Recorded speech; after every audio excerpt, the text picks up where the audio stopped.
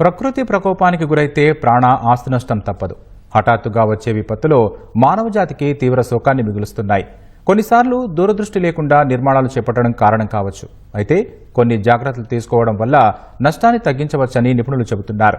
ఆ వివరాలు ఇప్పుడు తెలుసుకుందాం. భూమిలోని పొరల మధ్య జరిగే ఘర్షణ వల్ల భూకంపం ఏర్పడుతుంది. దాని తీవ్రత కొన్నిసార్లు ఎక్కువగాను కొన్నిసార్లు తక్కువగాను ఉంటుంది.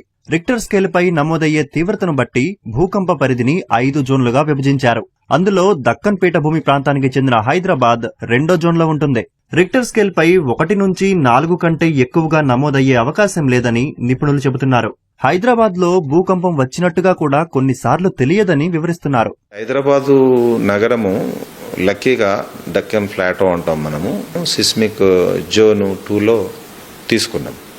సో ఇప్పటి వరకు చిన్న కదలికలు తప్ప హైదరాబాద్కు ఇప్పటి వరకు మనకు పెద్ద భూకంపాలు అనేవి హిస్టరీ లేదు. కన్స్ట్రక్షన్లో కనుక క్వాలిటీ చక్కగా లేకపోతే సో భూకంపం వచ్చినప్పుడు అంటే చిన్న వైబ్రేషన్స్ కూడా బిల్డింగ్స్ కూలిపోయే అవకాశాలు ఉంటాయి. సో అందుకని ఇప్పుడు మీకు సిస్మిక్ కోడ్స్ వచ్చినాయి, తర్వాత ఎర్త్క్వేక్ రెసిస్టెంట్ డిజైన్స్ వచ్చినాయి. వీటిని ఫాలో అవుతున్నారు. అంటే ఒక 60 నుంచి 70% బిల్డర్స్ కావచ్చు ఫాలో అవుతున్నారు. ఆర్కిటెక్ట్స్ కూడా దాన్ని ఇన్సిస్ట్ చేస్తున్నారు. ఒకవేళ భూమి పొరల్లో ఘర్షణ తీవ్రమైనప్పుడు కొంతమేర భారీ భూకంపాలు వచ్చే అవకాశం ఉంటుంది.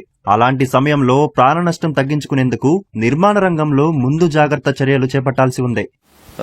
ఇప్పుడు వస్తున్న బిల్డింగ్స్లలో మీకు మైవన్ టెక్నాలజీ ఒకటి వచ్చింది. మైవన్ టెక్నాలజీలో మీకు షియర్ వాల్ టెక్నాలజీ అంటాం దాన్ని. షియర్ వాల్లో కాంక్రీట్ వాల్స్ విత్ స్టీల్తో కడుతున్నారు. అది మనకు సెస్మిక్ అంటే ఈ ఎర్త్క్వేక్ రెసిస్టెంట్ స్ట్రక్చర్ కిందనే స్ట్రక్చరల్ డిజైన్ చేస్తున్నారు, అట్లనే కడుతున్నారు. సో అది ఒక ఆప్షన్. ఇప్పుడు హై రైజ్ బిల్డింగ్కి వెళ్ళినప్పుడు మీకు స్టీల్ స్ట్రక్చర్లో కూడా అది అందులో ఫ్లెక్సిబిలిటీ ఉంటుంది. అంటే మీకు అవి దాని వెంటనే పోర్టల్ ఫ్రేమ్స్ అంటారు, ఫ్లెక్సిబుల్ స్ట్రక్చర్ అది.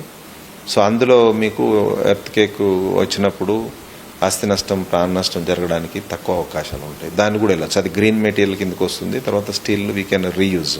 కానీ అది ఇనిషియల్ కాస్ట్ కొద్దిగా పెరుగుతుంది నార్మల్గా. అందుకని చాలామంది దానికి వెళ్ళరు, కాంక్రీట్కి వెళ్తూ ఉంటారు.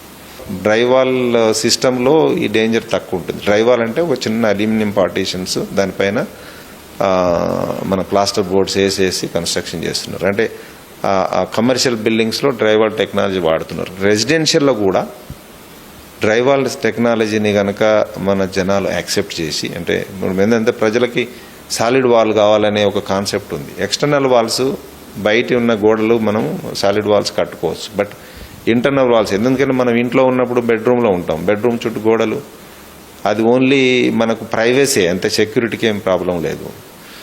కిచెన్ ఉంది, తర్వాత హాల్కు బెడ్రూమ్ మధ్యలో గోడలు, ఇవన్నీ కూడా మనం డ్రైవాల్ వెళ్ళొచ్చు. డ్రైవాల్లో డేంజర్ తక్కువ ఉంటుంది, చిన్న వంగిపోతుంది కానీ అక్కడ కూలేది ఏమి ఉండదు. సో అదొక పద్ధతి.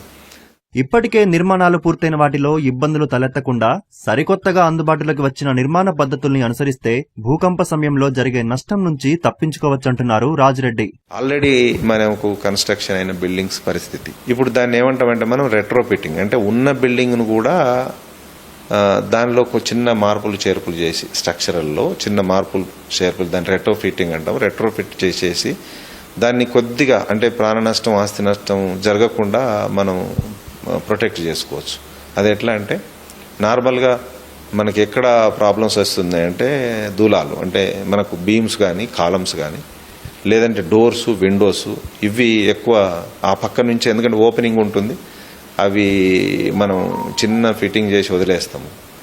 సో ఆ ఏరియాస్, తర్వాత జంక్షన్స్, కాలమును వాల్ జంక్షన్స్, తర్వాత కార్నర్స్, బీమ్ వాల్ జంక్షన్స్, వీటిలలో ఫ్లెక్సిబుల్ లేకపోతే అక్కడ మనకు అక్కడి నుంచి కూలే అవకాశం ఉంటుంది. అంటే ఇటుకల మీద పడడం ఇలాంటివి. ఏదైతే కాలం జంక్షన్ వాల్ జంక్షన్లో ఆ ప్లాస్టర్ను తీసేసి దానిలో జాలి అంటే మెష్ పెట్టేసి దాన్ని మళ్ళీ వెల్డింగ్ చేయవచ్చు, మళ్ళీ ప్లాస్టింగ్ చేయొచ్చు. అప్పుడు ఏమవుతుంది, దాన్ని ఆ రెండు పట్టుకొని ఉంటాయి, తర్వాత కూలే అవకాశాలు తక్కువ ఉంటాయి. బీముకు తర్వాత కాలంకు మధ్యలో, బీముకు కాలంకు జంక్షన్, తర్వాత వాలు అండ్ బీమ్ జంక్షన్ పైన జంక్షన్స్ కూడా ఇలాగా మెస్ పెట్టేసి వాటిని ప్లాస్టర్ చేయొచ్చు. సో అది ఒకటి. తర్వాత ఏంటంటే ఇప్పుడు మనకి ఇక్కడ టింబర్ ఎక్స్పెన్సివ్, వుడ్ ఎక్స్పెన్సివ్.